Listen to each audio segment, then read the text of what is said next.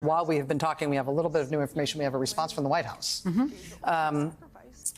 This is from a White House spokesperson. The president told both leaders, meaning Schumer and Jeffries, he is the nominee of the party. He plans to win and looks forward to working with both of them to pass his 100 days agenda to help working families. So this is obviously the top line response here is, no, I'm not going anywhere. But this also, I think implicitly, I may be a little over my skis here, but I think this implicitly confirms that Schumer and Jeffries did go to President Biden and say, we're going to lose with you at the top of the ticket, and therefore you need to decide if those are, if you want that to be your legacy. Well, unless Schumer and Jeffries deny that that's what they said, and even though we don't have details, and neither of them have issued something, which Nicole and I have written a lot of statements. We've been a part of a lot of non-denial denials. So if that's not true, they should come out and say it's not true. I just want to echo something Nicole said, because I think a lot of Democrats have been under a great deal of attack, online and otherwise. And the reason that people are having this conversation is because of the threat of Donald Trump and now J.D. Vance, who will read the Project 2025 plan and be a more effective implementer. It's not because they don't like Joe Biden. It's not because they don't think he was a great president. It's because they're scared that they could take over and what they would do to our country. That's why people are having the conversation. But in terms of what we know and what we don't know, which is always important too, I will say that contextually, having worked for Joe Biden, Chuck Schumer and Hakeem Jeffries are people that are obviously leaders in the Democratic Party. They're not people he has close personal relationships with, as close as he has with, say, Jim Clyburn, or close as he has with Nancy Pelosi.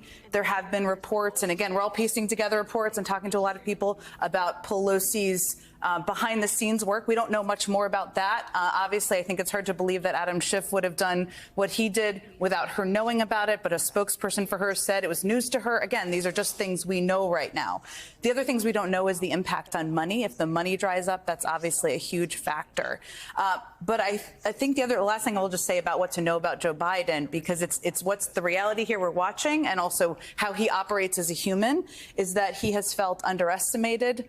Always. He's got a chip on his shoulder. It's his superpower. It always has been. Superpower. He feels that people never thought he could win in 2020, and he didn't. These are entirely different circumstances. But for anyone who's thinking, well, the leaders of the Democratic Party are telling him he should step out, it's over in a matter of hours, I just wouldn't make a bet on that. Yeah. Joy. What I will say is that what you reported and very well set up matches what I am hearing from. I feel like I, at this point, might have talked to every single member of the Congressional Black Caucus in the last, 24 to 48 hours. It matches what I am hearing, not just from them, but from some of the people whose job it will be to turn out votes. I mean, there are people who actually do this. They are people who specialize in turning out, particularly votes in places like Fulton County, places like Detroit, places like Milwaukee that Democrats will have to win.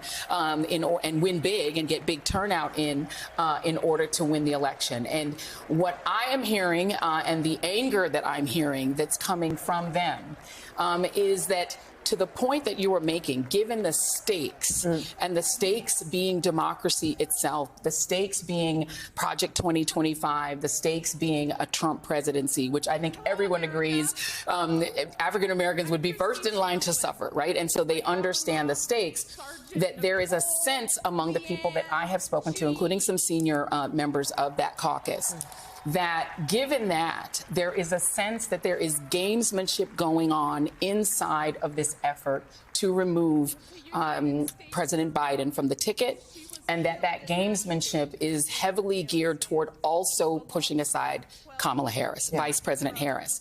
And there is a sense that there is a lot of pressure coming from there. Some people are just calling it California at this point, whether it's donors or whether it is members, whether it is whoever. This sense of huge pressure for the CBC, which is locked arms with President Biden. I think we can all agree on that. Sure. They have been unwavering. They are sticking with him. Claire McCaskill will tell you to the very end, they are with him. That the huge pressure is coming without regard to the vice president, and that there is this, what they perceive is a push for an open convention, and that people are taking the risk of playing 2028 games with a 2024 crisis. And that the gamesmanship in trying to maneuver people who may want to run in 2028 and maneuver them in now is seen as undercutting the whole project, when the project is beating Trump. What a lot of folks are telling me is that they see gamesmanship to try to set aside the person who would be next in line in 2028, meaning the vice president. That they will, and I'll just say my last thing is that what I will tell you is just based on the many dozens of conversations. I feel like I haven't been off the phone and I am exhausted by it. I can attest to the fact that Joy was literally on the phone until the second. I know, I was literally still responding to text. You have that little strap on your phone? I thought you had a landline. I was like, oh my God, we brought in a landline. It's my tether. I literally wear the phone around my neck because I always lose my phone. And if I don't literally have it hanging on my neck, I thought you were like on a hotline to Moscow or something. I was like, oh no. Sure. Jason Mark Anthony Reed, my wonderful husband, finally realized that I will never stop asking where my phone is until I literally can wear it like an ornament. So it's a necklace. This is when you have a good partner in life. So this is the tether. But yes, and I was literally listening to you and responding. And that is the sense that people fear that Vice President Harris will be moved aside in this process, and the CBC will not move. Hakeem Jeffries is an exception because obviously he represents the whole caucus. They ain't going nowhere as long as they think that she's in jeopardy. Okay, but what if Vice President Harris isn't in jeopardy? Yeah. And what if the move relates to President Biden, but is about elevating President Harris? It's totally different conversation. And I had a very senior member of the CBC say that to me almost verbatim, that if this was a conversation, they would obviously all support her. I mean, she's a member. She was a member of the CBC when she was in the United States Senate. They adore her. They love him. I mean, let's just be, I think you said it maybe. President Biden is beloved in the party. Like, that is just very clear. Even the people who are asking him to move aside, they love the guy. And they've been hugely successful as Democrats under him. All his political rivals love him. They love everybody who's ever fought with him. Some Republicans who won't admit it love him, too. Yes. Yeah, and so I think that is there's a sense, don't play this game with this important issue. And I would just say in 2 sentences, everything you just said can be true. And the closer you get to the convention, the more that logistically the only off-ramp would be the vice president, because you wouldn't have time for an open convention. Right. You wouldn't logistically and financially, legally be able to do much with the campaign coffers unless they were part of the Biden-Harris ticket. So what you described could be a now thing. We don't know, as Rachel emphasized, where this reporting goes. But if this is still being discussed 2 weeks from now, it starts to narrow from only Biden, which is what he's reiterated tonight, or perhaps his running mate who can take over the campaign infrastructure and financing, not starting from scratch in late August. The idea of, they keep telling me we have to take a break. I'm sorry, to the control room. This is a very important conversation, and I need to talk to my people.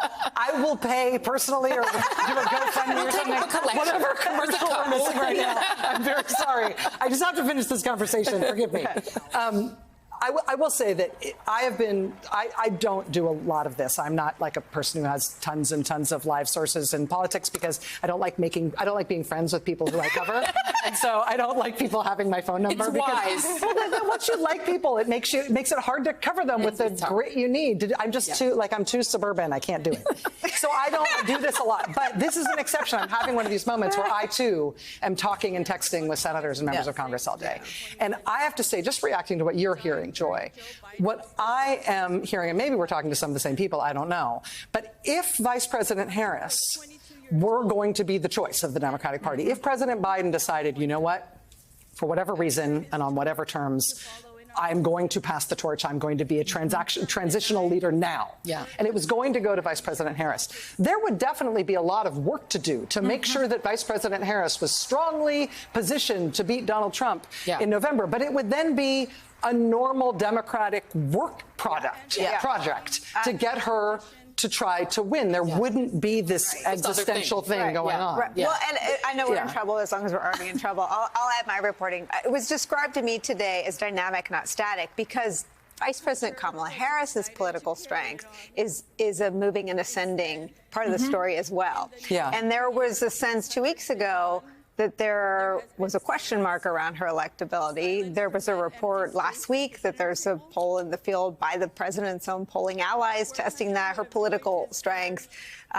without any ads, without any effort behind it, is very impressive. A lot of political people in both parties would love to design a campaign around Vice President Kamala Harris. A lot of her speeches have been happening in my hours. I've been taking them live. And I've said this, but she's electric on the campaign trail. And he picked her. And he gave an unbelievable speech yesterday. And his first line was, "Do you know what a black job is?" That's a good line. A black job is Vice President of the United States. And whatever he decides, it's a fantastic argument to take to the country. It's a phenomenal contrast with Donald Trump. And I guess the other side to what you sort of laid on the table, which is so sobering, is there's so much baseball left to play. It's like the second inning of one of 7 18-inning games. And 18 innings is the longest game ever played. I mean, there's so much left. And there's the Democrats, who I think are all acting in good faith. They don't need any advice from me. But the only thing I would say is there's no room for despair. There's a lot of time. She's fantastic. He's beloved. And everything will probably be okay. God bless you. We love that. I know we're already in trouble. I want to add one more thing. I also think that the president will be influenced by seeing her own path to victory. I mean, this is obviously a decision he has to make. It's frustrating people on many levels. People are angry, they're upset, they're mad. But he cares deeply about the Democratic Party. He cares deeply about the Senate winning, about the House being in Democratic control. And if he can see a path for her to victory, I have no doubt that would be influential for him, too. And while he picked her, I did think what he said about her the last couple of days is true and also significant, and people should hear that. But that's another piece. But I will give one piece of advice to the Democrats out there. People who are supporters of her who don't know where this is going to end. Far too many people are in stories saying, don't take this away from her, which, by the way, is incredibly defensive about someone who's an electric performer on the campaign trail who speaks about abortion rights in a completely compelling way. There's no reason to be defensive. Whatever happens, she's a powerful, amazing candidate who'd be a great candidate and a great president, period. That's what people should be saying. It's way too defensive of a conversation. The only person who makes the decision is Joe Biden. Yeah. But there's no reason to disparage her being, that only conversation being about her being passed over. And by the way, I think we're going to have to send a Venmo to MSNBC to pay for all this criminal time that we're going We'll all to contribute. And I will say the last thing that I trouble. did have someone say to me, which I thought was a quite compelling argument, who obviously is a big supporter of hers. Imagine the prospect of a former sex crimes prosecutor prosecuting a 34-count felon who's also been an adjudicated sexual assaulter.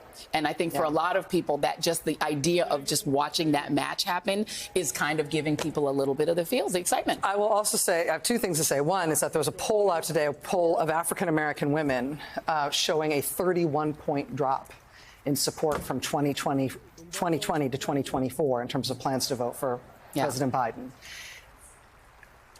Vice President Harris turned that around. And if you think Democrats can win the presidency with a 30-point drop in the black female vote, there's a real problem at hand. And if Vice President Harris has the support of President Biden and the support of the party broadly, and can get there procedurally, I think there isn't a brighter path in November than the path that goes through her. And we shall see. The other thing I have to tell you is that we killed a break. And, Hey there, MSNBC fans. I'm Luke Russert, and be sure to join me, Rachel Maddow, Jen Psaki, Lawrence O'Donnell, Steve Kornacki, Joy Reid, and many more September 7th in Brooklyn, MSNBC Live Democracy 2024. Click on the link for ticket information. We will see you there.